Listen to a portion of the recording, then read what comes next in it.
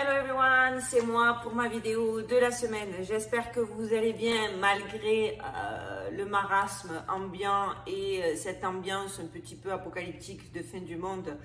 C'est pas évident, hein, c'est pas évident, je le conçois. J'espère que vous gardez le moral. En tout cas, force. Je suis ici pour essayer de vous distraire pendant au moins les 20-25 prochaines minutes.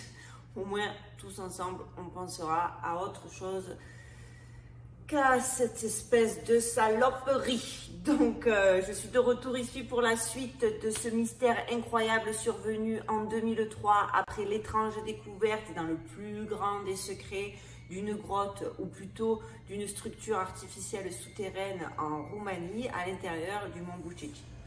Cette vidéo est la suite de celle de dimanche dernier. Je vous mets le lien dans la description pour ceux qui ne l'auraient pas vu. Je vous conseille de la regarder avant parce que sinon vous risquez de ne pas comprendre exactement les tenants et les aboutissants. Pour les autres, je vous rappelle que la dernière fois, nous nous étions arrêtés au moment où après moult péripéties, les Américains dirigés par l'Illuminati Massini et le dirigeant roumain doué de facultés paranormales César ont enfin réussi à accéder à l'intérieur de cette structure d'origine inconnue et se sont retrouvés face à des barrières énergétiques qui vraisemblablement sont issues d'une technologie avancée. La suite, c'est maintenant.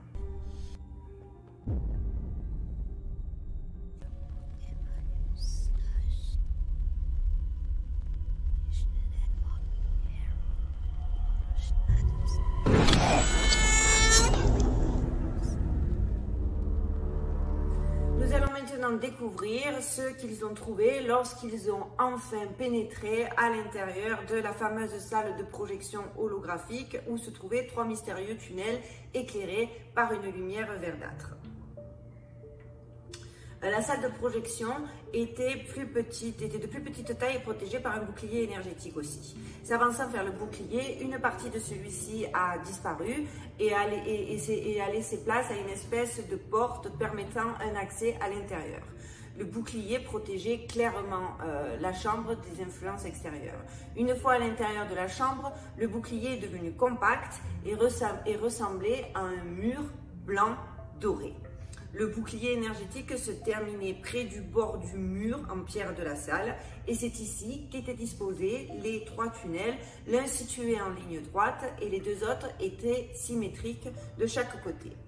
La Roumanie et les USA ont rapidement décidé d'interdire l'accès de ces tunnels. Ils ont préféré se concentrer tout d'abord sur une série de tables énormes en pierre disposées le long des parois à droite et gauche, 5 de chaque côté, suivant leur courbure. Je vous mets des photos, hein, vous connaissez le système, enfin, c'est des photos, c'est plus des représentations virtuelles. Hein. Il n'y a pas, malheureusement, j'ai eu beau chercher, je n'ai pas trouvé ni de preuves, ni de quoi que ce soit, tout est bien caché. Les tables avaient environ donc 2 mètres de haut. Les plateaux avaient une précision, des découpes en relief avec différents signes d'une écriture de caractères qui ressemblait un petit peu à l'ancien cunéiforme. L'écriture contenait également des symboles plus généraux tels que des triangles, des cercles. Bien que les signes n'étaient pas peints, hein, il y avait une lumière fluorescente rayonnant dans différentes couleurs et chaque couleur était différente pour chaque table. Sur certaines tables, il y avait différents objets qui semblaient être des outils techniques. Au nombre de ces outils, il y avait des fils translucides blancs descendant au plancher et rentrant à l'intérieur de boîtes rectangulaires brillantes comme argentées. Ces boîtes ont été installées directement sur le sol. Donc on est d'accord que là, on n'est pas du tout dans un truc naturel. Lorsqu'on y regardait de plus près, les câbles étaient extrêmement souples et légers et des impulsions de lumière pouvaient être vues circulant sur toute la longueur. Chaque fois que quelqu'un s'est approché des tables, une projection holographique s'est automatiquement activée, présentant les aspects d'un domaine scientifique particulier. Donc, si vous voulez, des images en 3 dimensions sont apparues parfaites et à une hauteur d'à peu près 2,5 mètres. Donc, vraiment un truc big, quoi. Les projections ont été automatisées et étaient lancées d'elles-mêmes. mais en même temps, elles étaient interactives et modifiables en fonction des signes touchés à la surface des tables. En raison de la grandeur des tables, les scientifiques ont utilisé des trépieds spéciaux pour grimper à une hauteur confortable. Lors d'une enquête plus approfondie, ils ont observé un matériau vitreux sombre couvrant les plateaux de table. Le matériau était divisé comme un écran, enfin, un écran digital, mais un peu plus sophistiqué que ceux que nous on connaît. D'accord ? C'était plusieurs carrés blancs délimités par des lignes droites qui formaient un petit peu un système de grille optique.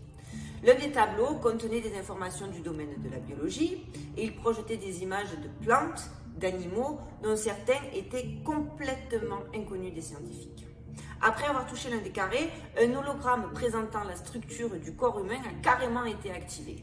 L'hologramme a été constamment en rotation, mettant en évidence diverses parties du corps humain jusqu'à l'ADN. En touchant d'autres endroits, cela a activé des projections holographiques d'êtres extraterrestres et d'autres systèmes planétaires. En touchant simultanément deux places différentes, une analyse scientifique complexe a été projetée, montrant l'ADN de deux espèces et les possibilités de compatibilité entre elles. Je sais, ça ressemble à de la science-fiction, mais c'est les témoignages qui ont été recueillis, encore une fois, à l'intérieur de cet excellent livre, et il y en a eu plusieurs qui ont été écrits, mais celui-là, c'est celui qui fait un peu référence, c'est la théorie de la Terre creuse. Je vous remettrai le lien dans cette vidéo, dans la description de la vidéo. Première constatation et déduction logique, à en juger par la taille de tous les objets dans la salle de projection, les créateurs de l'édifice étaient de manière indiscutable probablement des êtres extrêmement grands. Ceci corrobore les découvertes de squelettes géants humanoïdes trouvés en Roumanie et d'autres régions du monde. Il y en a eu en Bulgarie, il y en a eu en Amérique du Sud, il y a eu beaucoup, mais malheureusement, ça, comme d'habitude, j'ai pu constater que cette info avec photo, photo, que si tu creuses, tu te rends compte qu'il n'y a pas de montage, que les gens ont tenté d'expliquer que c'était des fakes, mais que pas du tout. Bref, cette info, comme d'habitude, est souvent tournée en dérision, à grand renfort de montage photo et autres canulars, visant à décrédibiliser une fois encore quelque chose que l'on ne comprend pas et qui court-circuite les enseignements erronés que nous avons reçus depuis des siècles. Pourtant, il y a des preuves, il y a des articles de presse, des photos de fossiles, d'outils comme ce marteau que je vous mets là, des témoignages comme celui d'un chercheur, Vasile Rudin, réputé, qui n'est ni un complotiste, ni un aficionado des théories extraterrestres, etc., qui lui a noté que les gens d'un village de Bouzduriu ont des preuves concrètes, qu'ils ont découvert un cimetière avec des squelettes géants il y a de ça 20 ans, parce qu'ils avaient décidé, les autorités avaient décidé de planter des pommiers à un endroit, les mecs se sont mis à creuser et là, boum, surprise, ils ont trouvé des squelettes. Dans les témoignages, je vous les lis, un des témoignages de villageois que je vous ai traduit, qui est dans un des articles de presse que je vais vous mettre en photo. Partout se trouvent des tombes de géants. Nous faisions des trous pour des plantations de plantes quand nous avons découvert une tête humaine grosse comme une citrouille. Aucun de nous n'avait jamais rien vu de pareil. Nous étions tous surpris. En creusant plus loin, nous avons trouvé quelques os de pieds gros comme des piquets de vigne. Donc finalement, ces témoignages, plus le fait que ces tables soient immenses, que ces outils aient l'air disproportionnés à taille, à échelle humaine, etc., ça se tient. Ça se tient, ça a du sens, il y a une cohérence dans l'information, même si je comprends que ça puisse vous faire bondir certains. Donc on est d'accord, la salle de projection contient des informations détaillées sur des domaines tels que la physique, la cosmologie, l'astronomie, l'architecture, la technologie, la biologie, la génétique et même, je vous le tiens dans le mille, la religion. Parce qu'elle contenait tellement d'informations que cette salle a été comparée à une bibliothèque et ils l'ont appelée la bibliothèque. Au milieu de la salle, il y avait une zone comme un podium qui contenait un appareil intéressant. Les scientifiques ont émis l'hypothèse que cela aurait pu être un dispositif pour améliorer diverses fonctions cérébrales. À côté de cela, il y avait un panneau de contrôle recouvert de plusieurs symboles géométriques dans des couleurs différentes. Il y avait aussi deux gros leviers coulissants et un bouton rouge au centre de l'écran, au-dessus duquel il y avait toutes les autres commandes. Une simulation holographique a expliqué le but du bouton. Elle a montré une image de la chaîne des Carpates vue de 25 km, 15,5 miles, ouais, 25 km au-dessus d'eux, et ensuite une énorme quantité d'eau a inondé les bases terrestres et les plaines. Derrière le panneau de contrôle, il y avait un socle carré d'environ 3 mètres de chaque côté, sur lequel une amphore mystérieuse reposait. Étrangement, Monsieur Massini, l'Illuminati, il avait connaissance de son existence et limite même, il était là pour ça, quoi. Il savait qu'il allait la trouver, il avait été diligenté au-delà de cette énorme découverte pour cette amphore en particulier. Et pour lui et pour son élite maçonnique, clairement, ce fut la découverte la plus importante. L'amphore, tenez-vous bien, contenait une poudre blanche très fine. Les chercheurs ont été consternés de constater que la poudre était une formule monoatomique de haute pureté d'or, avec une structure cristalline inconnue. La poudre d'or, dans sa forme pure, stimule grandement certaines ondes et d'échanges d'énergie au niveau cellulaire et nerveux. Cela provoque une accélération du processus de rajeunissement. Il me faut cette poudre. Et théoriquement, un homme peut vivre dans le même corps physique pendant plusieurs milliers d'années, à condition qu'il consomme de temps en temps une quantité bien définie de poudre d'or monoatomique. Ce qui explique d'ailleurs de nombreux aspects un petit peu déroutants sur la longévité incroyable de certains personnages importants. Parce qu'il y a des gens comme les Rothschild, les Rockefeller, les Rothschild, tu sais pas, si tu écoutes ta grand-mère, elle le connaissait, ça voudrait dire que le mec il a 120 ans et quand même il ressemble à un vieillard de 60. Mais bon, c'est ce qui explique de nombreux aspects déroutants sur la longévité incroyable de certains personnages importants et une partie des intentions cachées de l'élite mondiale. Bien évidemment, la recherche, la jeunesse éternelle, hein. Voilà. Derrière l'amphore, au milieu de la place, il y avait une immense coupole qui projette des hologrammes. Elle présente les principaux aspects du passé le plus lointain de l'humanité. Depuis ses débuts, César a expliqué que selon les images projetées par l'hologramme, environ 90% de l'histoire officielle de l'humanité est fausse et contrefaite. La théorie évolutionniste de Darwin est également incorrecte. Wow, what a surprise! En même temps, comment avez-vous un jour pu accorder du crédit, pire, tenir pour définitive, genre vérité absolue, merci l'école, hein, merci les programmes scolaires, une théorie, parce qu'au final, on est tous d'accord, il ne s'agit que d'une simple théorie au milieu d'une multitude d'autres, où de surcroît, il y a une histoire de chaînon manquant. Genre, c'est normal. Alors, la théorie, c'est le petit, le poisson, le singe, homo sapiens, on remet. Là, on ne sait pas. Et d'un coup, l'humain tel qu'on le connaît. On va appeler ça le chaînon manquant. Ça passe, faites-les manger à l'école. Mais à un point tel que maintenant, quand tu dis aux gens, moi, j'adhère pas forcément à la théorie de Darwin, je trouve que c'est... Ils t'insultent. Oh, ça va, complotiste, conspirationniste. Non, logique, humain qui réfléchit par soi-même. Bref. Si la véritable origine de l'homme est donc représentée sous une forme condensée holographique. C'est carrément incroyable, mais ce qui est maintenant considéré comme s'étant réellement passé dans notre histoire n'a jamais existé. Alors qu'apparemment, ça c'est ce que M. César a confié lors de son témoignage dans l'élaboration du livre dont je vous ai parlé plusieurs fois.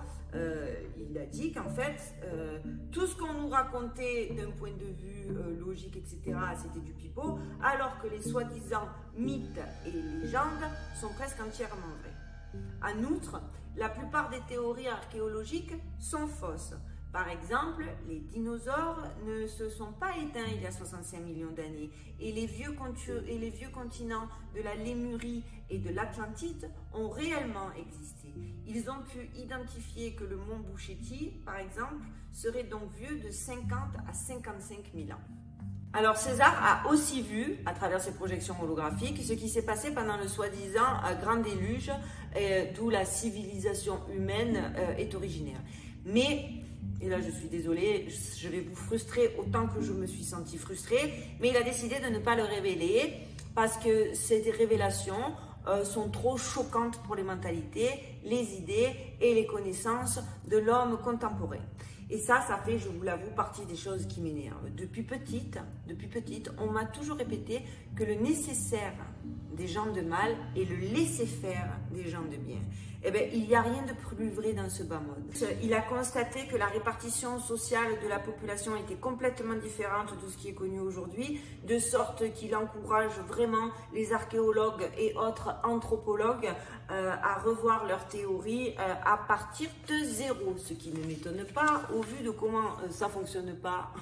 Pourquoi déjà d'eux-mêmes, ils auraient dû penser à revoir le système dans lequel on évolue, ça ne marche pas.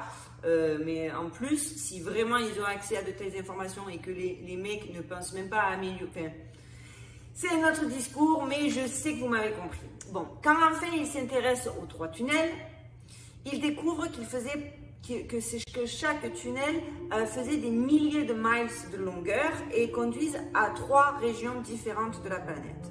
Celui de gauche connecte la base roumaine à une base souterraine quelque part en Égypte, qui a certainement été découverte, parce que je vous le répète, cette découverte date de 2003, donc bien sûr, on n'a pas entendu parler de la suite des événements, on n'en sait déjà que très peu sur cette découverte-là. Alors, j'ai eu beau chercher sur l'Égypte, on a 0, peanuts, well, nada. Le tunnel de droite conduit à une structure similaire, plus petite, dans le plateau tibétain. Et là, ce tunnel-là avait 3 ramifications secondaires. Un conduit à une zone souterraine près de la ville roumaine de Buzău, près des Carpates. Hein. Une autre est reliée à la base irakienne, irakienne, déjà mentionnée dans la première vidéo. Et enfin, la dernière ramification finit à une base souterraine dans le désert dans le désert de Gobi en Mongolie. Le tunnel du milieu était le plus important à la fois pour M. Massini et pour le gouvernement américain qui a fortement demandé à ce que ce soit le plus sécurisé et le plus secret possible. Ce tunnel apparemment descendait à des profondeurs extrêmes vers un monde souterrain véritable, quasiment situé au centre de notre planète.